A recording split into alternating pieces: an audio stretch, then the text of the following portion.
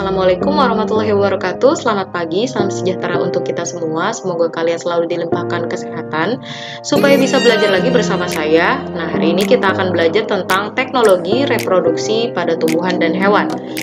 Nah, setelah kemarin kita belajar tentang sistem reproduksi secara vegetatif dan generatif, baik pada hewan maupun pada tumbuhan, hari ini kita akan belajar tentang teknologi perkembangbiakan tumbuhan dan hewan.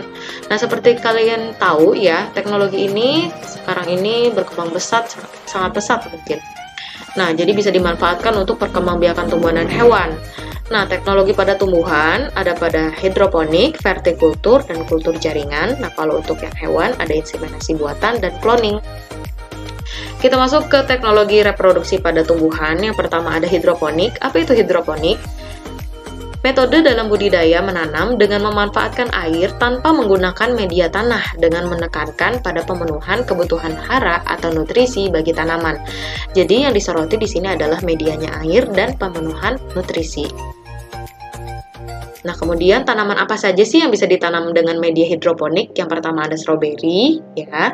Kemudian dari sayuran ini banyak ya, mulai dari sawi, pokcoy. Kemudian ada seledri, kemudian ada kangkung, ada bayam, ini ada daun mint ya, lada juga bisa. Nah, kelebihannya apa dari hidroponik ini? Yang pertama, cukup mudah dan praktis, bebas hama atau hewan pengganggu, hasil panennya banyak dan hemat lahan. Nah, ini adalah sistem pipa yang hemat lahan.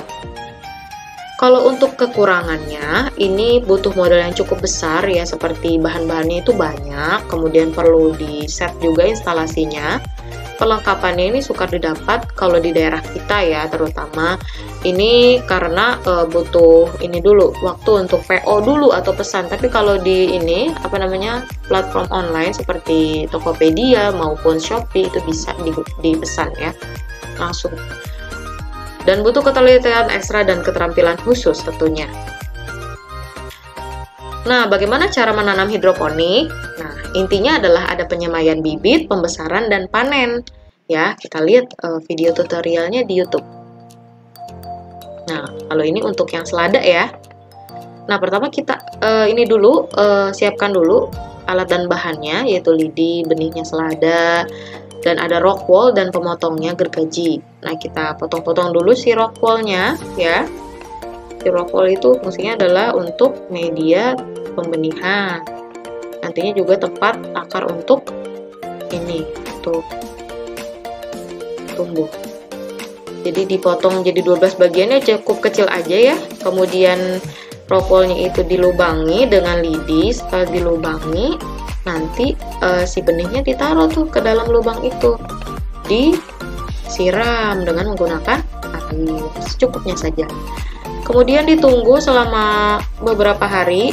Nah, ini hari keduanya belum tumbuh, tapi udah mulai tuh tumbuh ya. Hari keempatnya udah mulai, hari kelimanya. Nah, kita tunggu sampai si berdaun 4 gitu. Nah, nanti kita masukin ke netpot. Nah, sebelum itu kita larutkan dulu ya nutrisinya. Jadi ada 2 jenis nutrisi, yang A dan B. Nah, pertama-tama dibuka dulu dari tempatnya, kemudian dituang, dilarutkan. Nah, airnya itu 750 ml ya. Nah, pertama 250 ml dulu, kemudian nanti ditambahkan 500 ml. Sama yang nutrisi B juga gitu ya, dilarutkan juga. Nah, setelah larut, dimasukkan ke dalam botol, karena sebenarnya butuhnya sedikit-sedikit saja setiap bak ya. Jadi butuhnya itu 2 liter ditambah larutannya 5 ml dan 5 ml. 5 ml A, 5 ml B. Jangan lupa diberi label ya botolnya. Nah, setelah dilarutkan siap untuk digunakan. Nah, selanjutnya adalah berumur 12 atau sudah berdaun 4, 12 hari maksudnya ya, masukkan ke netpot seperti ini. Dan si airnya taruh di baknya ya, di bawahnya nih, seperti ini. Kemudian kepekatan nutrisinya harus dilihat lagi. Udah seperti ini ya cara untuk hidroponik. Nah, selanjutnya kita lanjut ke yang kedua, yaitu adalah vertikultur. Vertikultur ini bagus ya. Nah, vertikultur itu berasal dari vertikal dan kultur. Vertikal itu berdiri, kultur itu budaya. Jadi vertikultur itu adalah budidaya tanaman atau cara berkebun dengan media tanam yang bertingkat, yang disusun secara vertikal. Seperti ini. Tanamannya bisa bunga, bisa sayur, bisa tanaman rambat, ataupun yang tidak. Ini tergantung kebutuhan saja. Kelebihannya, hemat lahan, mudah dipindahkan, minim gulma atau tanaman pengganggu, dan hama, hewan pengganggu. Tidak perlu banyak pupuk karena kecil-kecil ya, dan lebih estetik atau indah. Nah, ada kekurangannya juga, jadi harus rajin nih. Penyiraman dan pemupukannya harus berkelanjutan karena media tanamnya kecil, jadi cepat berkurang dan habis nutrisinya. Dan butuh model yang besar apabila di komponennya itu digabung antara dua, yaitu vertikultur dan hidroponik. Kalau misalnya potnya itu bisa ini ya, bisa beli yang murah juga bisa, ataupun memanfaatkan barang-barang bekas seperti botol minuman air mineral. Itu bisa jadi lebih estetik juga sih kalau misalnya kitanya kreatif. Nah, yang selanjutnya adalah kultur jaringan. Kultur jaringan itu adalah suatu metode perbanyakan tumbuhan dengan cara mengambil suatu bagian dari tanaman seperti sel atau jaringan atau organ, yang kemudian setelah diambil itu ditumbuhkan dalam kondisi steril pada medium yang mengandung nutrisi dan zat pengatur tumbuh. Nah, yang disoroti ini adalah totipotensi. Apa itu? Ini adalah kemampuan tumbuhan yang dari secuplik kecil tumbuhan bisa tumbuh menjadi tumbuhan yang utuh. Kemudian nutrisi dan lingkungannya harus terpenuhi karena harus di dalam keadaan steril ya, dan ada zat pengatur tumbuhnya atau hormonnya. Nah, kalau kita singgung tentang mediumnya atau medianya, ini bukan air ya, ini adalah agar-agar yang dimasak dan ditambahkan nutrisi seperti air, kelapa. Kemudian nih jadi tanaman yang dewasa ya. Bagaimana caranya? Nah, kalau misalnya kita lihat ini seperti simple, tapi sebenarnya tidak, sangat sulit sekali. Saya udah pernah kebetulan waktu itu mengkultur cocor bebek ya. Jadi waktu itu saya bikin dulu medianya dari agar-agar ya. Kemudian agar-agar itu dimasak dengan nutrisi, ada yang dari air kelapa, ada air biasa juga, ada yang dengan gula, macam-macam nutrisinya ya. Kemudian setelah itu tapi sebelum itu ini ya, jadi si botol kacanya atau ini nih cawan kacanya ini disterilisasi dulu, kukus gitu supaya tidak kontaminasi dengan mikroba yang bisa mengkontaminasi tumbuhnya kalus gitu. Jadi dikukus dulu di panci bertekanan tinggi, panci presto, kemudian baru dimasukkan media, kemudian dikukus lagi. Nah, untuk memotongnya juga harus dalam pisau yang steril, kitanya juga pakai masker, di dekat api kerjanya, pakai sarung tangan. Nah, setelah dimasukkan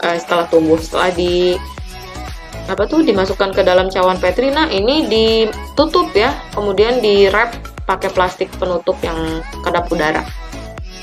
Jadi tumbuh kalusnya ini sekitar 2 minggu, tapi kalau mau maksimal ya 8 minggu sih. Nanti setelah itu baru ditumbuhkan ke dalam tanah seperti biasa, baru tumbuh. Ya, jadi secuplik sedikit wortel bisa jadi tumbuhan dewasa ini. Hebatnya kultur jaringan. Kelebihannya tidak perlu menunggu waktu musim berbuah, dan bibit itu cepat dan banyak ini perbanyakannya. Dan dihasilkan dengan sama gitu ya, hasil tuh sama dan bebas hama penyakit. Tapi kekurangannya itu alat dan bahannya itu memang ini mahal ya, terutama alatnya sih. Dan tidak sembarangan orang yang mengkultur gitu harus terampil. Ya, pada beberapa bibit juga mahal. Nah, kita masuk ke teknologi reproduksi pada hewan. Ada yang pertama inseminasi buatan, yaitu pada sapi, yaitu pada hewan ternak.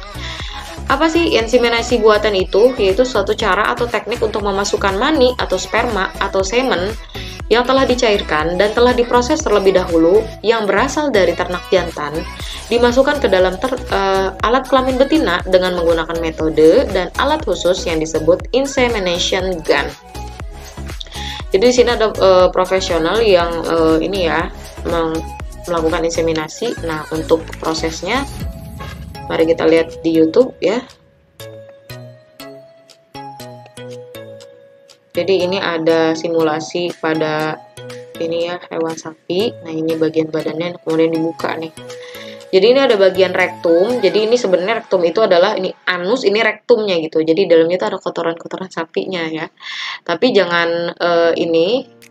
Sebenarnya si profesionalnya juga pakai ini apa tuh namanya? Pakai pelindung, pakai plastik gitu. Nah, saluran yang bawahnya itu adalah saluran genital atau saluran apa tuh namanya? Rahimnya si sapi betina ya. Jadi sebelumnya itu diraba dulu tuh, nanti si profesionalnya masukin. Nah disitu ada apanya tuh, kotoran sapinya ya, dikeluarin dulu. Nah masuk ke rektumnya. Nah kemudian ini si tangannya itu dari saluran ini nih ya, dari saluran rektum, dia itu meraba bagian ininya dulu nih, ovarium si sapi betinanya dulu. Kalau salah satunya ada yang besar, berarti dia sedang hamil, jangan diinseminasi. Tapi kalau tidak, siap diinseminasi. Nah, kemudian setelah diraba bagian ininya, maka dia bagian ininya saja diraba nih, bagian cervix uteri, bagian rahimnya diraba. Untuk apa? Untuk memastikan si tembakannya atau insemination gunnya masuk ke sini.